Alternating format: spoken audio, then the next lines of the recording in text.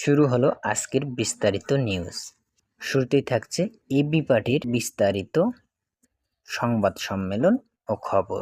AB party ছেড়ে দিয়ে জামাতে যোগ দিলেন সাবেক সচিব সলেইমান চৌধুরী। আমরা বাংলাদেশের পার্টি এবি পার্টি থেকে পদত্যাগ করে জামাতে ইসলামীতে যোগ দিয়েছেন দলটির প্রতিষ্ঠাতা আহ্বায়ক ও সাবেক সচিব AFM সলেইমান চৌধুরী।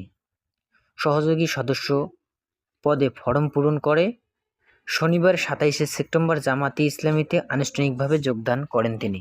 রোববার ২৮শে সেপ্টেম্বর বিষয়টি ঢাকা পোস্টকে নিশ্চিত করেছেন জামাতে ইসলামীর সহকারী সেক্রেটারি জেনারেল মাওলানা আব্দুল হালিম।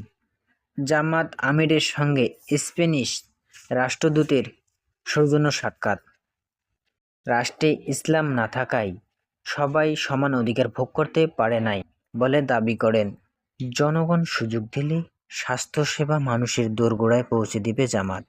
এবি পার্টির সব ধরনের পদ ও কার্যক্রম থেকে সরে আসার বিষয়টি তিনি ঢাকা পোস্টকে নিশ্চিত করেছেন। এর আগে গত বৃহস্পতিবার ২৫শে সেপ্টেম্বর সামাজিক যোগাযোগ মাধ্যমে ফেসবুকে এবি পার্টি থেকে পদত্যাগের কারণ ব্যাখ্যা করে দলটির প্রতিষ্ঠাতা আহ্বায়ক ও সর্বশেষ উপদেষ্টা হিসেবে দায়িত্ব পালন করা সাবেক সচিব AFM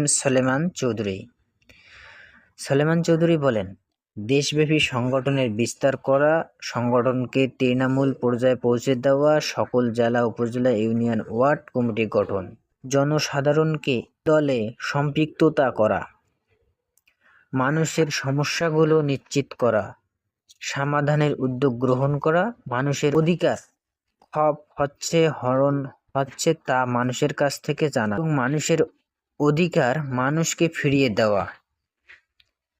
যে মহান ব্রত নিয়ে আমরা এবি পার্টি গঠন করেছিলাম তা আর কিচ্ছু হচ্ছেই না। তিনি বলেন, এবি পার্টি ঢাকার কেন্দ্রীয় রাজনৈতিক দলে পরিণত হয়েছে। দেশের কোথাও দলের জনসমর্থন নেই, বরং দিন দিন এবি পার্টি বিভিন্ন জেলার নেতৃবৃন্দ পদত্যাগ করে ছেড়ে চলে যাচ্ছেন।